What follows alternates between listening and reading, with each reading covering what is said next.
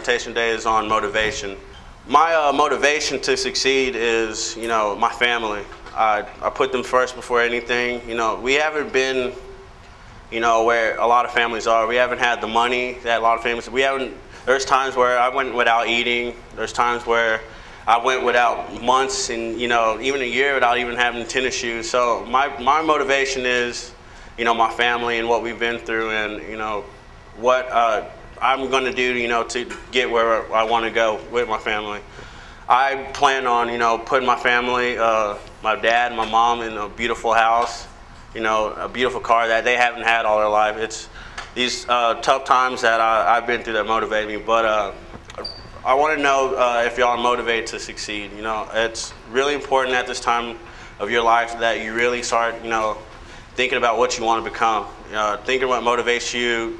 I was asking Caesar, one of my students, what he wanted to do. He said he wanted to play football. And I'm really proud for him. As long as he's motivated to do it, he can do anything he wants to. And it's all, in your heart. You're gonna be, pressured to do a lot of things.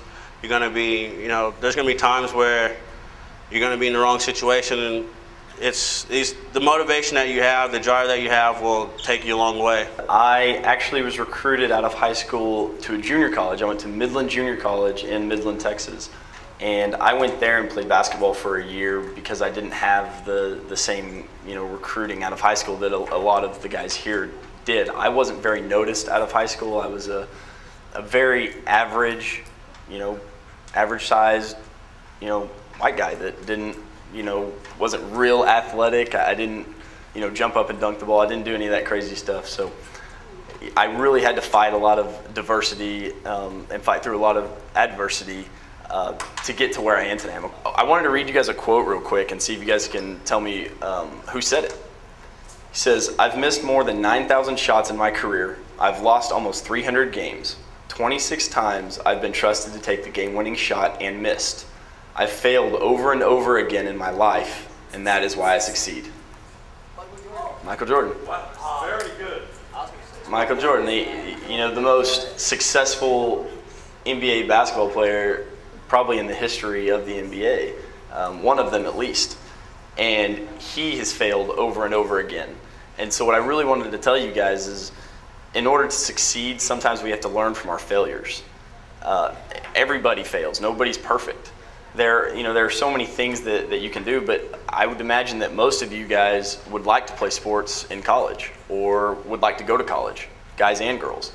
And you can't it doesn't just happen. You have to make it happen.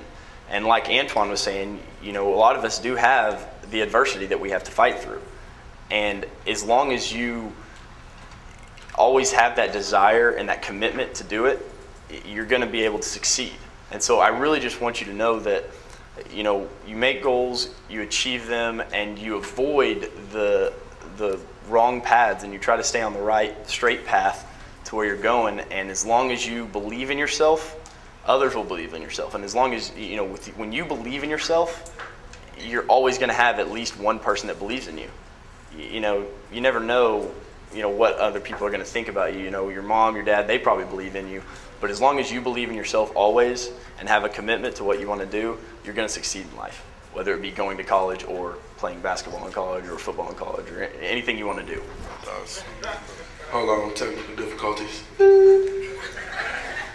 I'm an overachiever. I'm an overachiever because all my life I've been told I couldn't do things. I've been told I couldn't do things by my professors, some of my teachers, and also by my head coach, my head coach now, Mac Brown. But what I mostly want to talk to you guys about is kind of about motivation, but also about sex. I want to tell you, sex is a very touchy topic, and I know most people shy from it, but I'm going to attack it, because that's what I do. I'm aggressive. But I know this is the age where people start to get curious. Your hormones start to raise, and you start doing things you never thought you'd be doing. Well, right now, at this age, and at your future age, it's not something that you want to do. Doing that will turn your life around completely. Even as a grown-up, for me, If I was to get someone pregnant right now, my life would change instantly. Also, like, you just don't need to do it. You need to stay away from it. I mean, it's good to learn about it, but it's not good to do it. And I know it's a part of you guys' rebellion act because you all pretty much think you're grown, but you're not grown. You're still learning. And also, in the future, when it is that time for you to start to venture off, you think you're able, protect yourself. Wear protection. I mean, that is the biggest thing ever. I mean, you're not only going to protect yourself from an STD, you're going to protect yourself from AIDS, because AIDS is probably the #1 cause of death that's going on right now. Not only stay away from that, also stay away from drugs.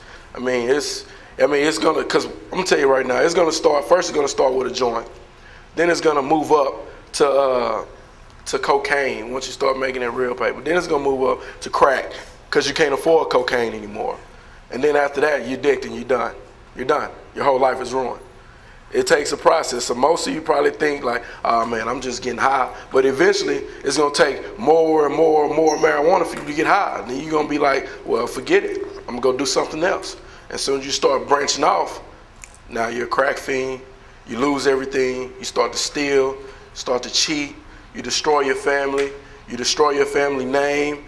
And you begin to destroying yourself and your life and everyone that is around you. I mean, that's all about it. And for what I really want you to do is I want you all to go home and think about what you really want to do and write it down and look at it every day and make that your #1 goal. Thank you.